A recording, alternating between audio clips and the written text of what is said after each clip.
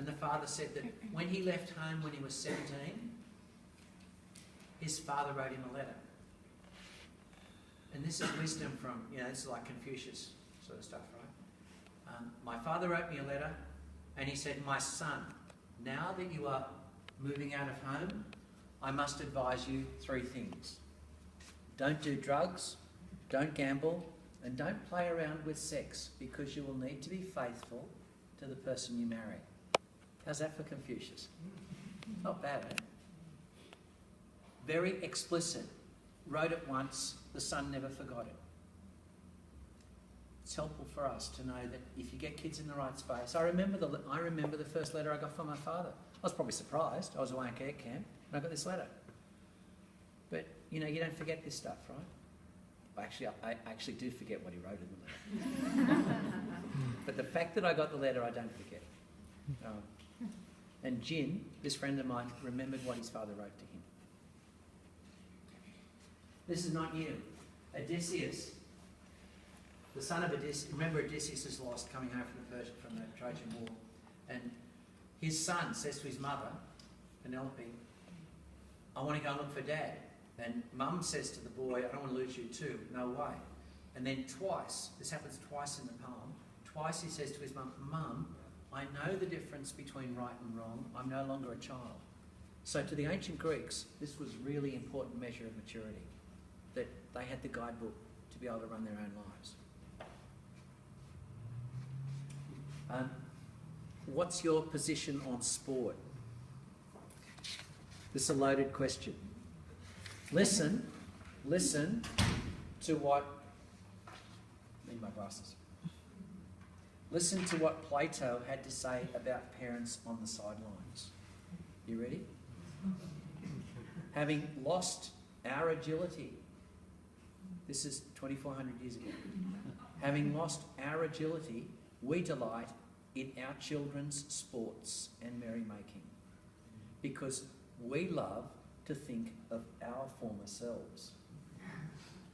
And gladly, we run contests for those, the kids, who are able to awaken in us the memory of our youth. We're in it for ourselves. Now, not always, obviously, but we've got to think about that, right? That the last thing we want to do is give kids the message that winning is everything. Winning is about character building. Kids who go through a whole season losing every game can get as much for their character out of that season as kids who win. So let's have our priorities right. Otherwise we end up, teaching kids, unless you come top of the pile, then you should be unhappy, which is a ridiculous lesson. You line up all the kids in the state who get sort of their ATARs, and there's one kid who gets 99. It's ridiculous to say everybody else has failed. And normally when you talk to the kids who got, 99.2, they're unhappy because they didn't get 99.5. What's going on?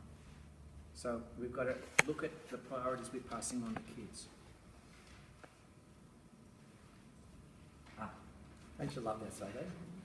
This is 30 metres up an abseiling tower. Look how easy the boy does it.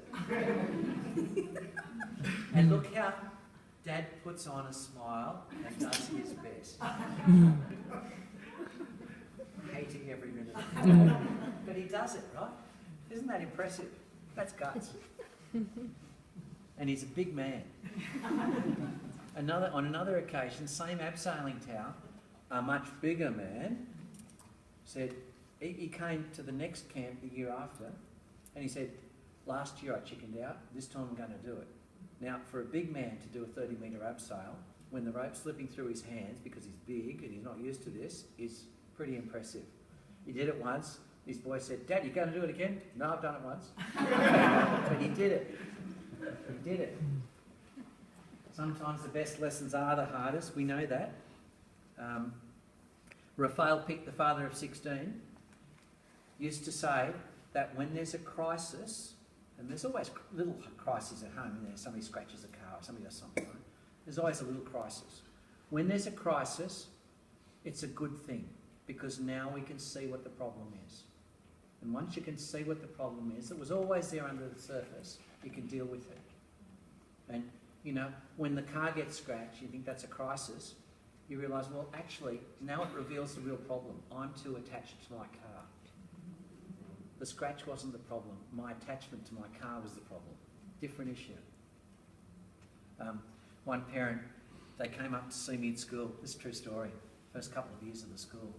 And he was a doctor. He'd picked up that day this little sports number and parked it outside with his wife and come in for an interview. And somebody can opened the door and ripped out, wires and all, the stereo system. So we came out and we saw the damage, and then the father just shrugs and he says, "It's a good way to learn detachment, isn't it?" Isn't that good? Isn't that good? So it's a hard lesson, but the way he handled that was so exemplary, it's not funny. Okay, almost finished.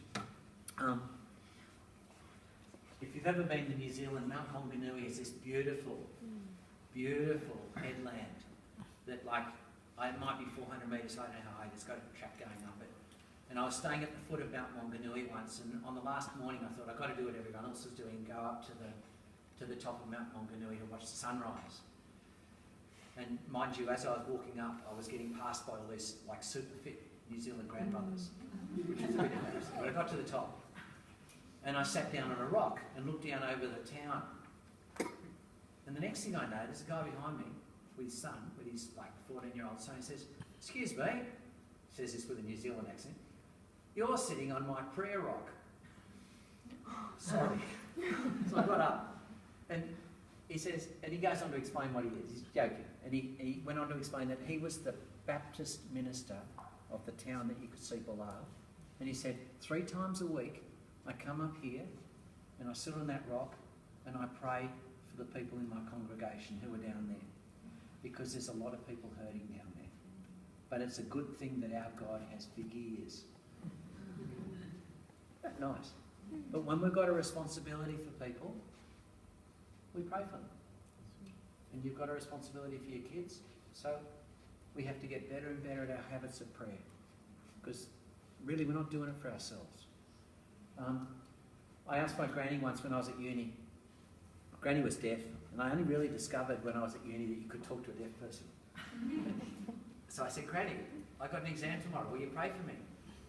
And then she looked really shocked, and she said, "I've prayed for you every day of your life. What makes you think I won't pray for you tomorrow? I've never forgotten that."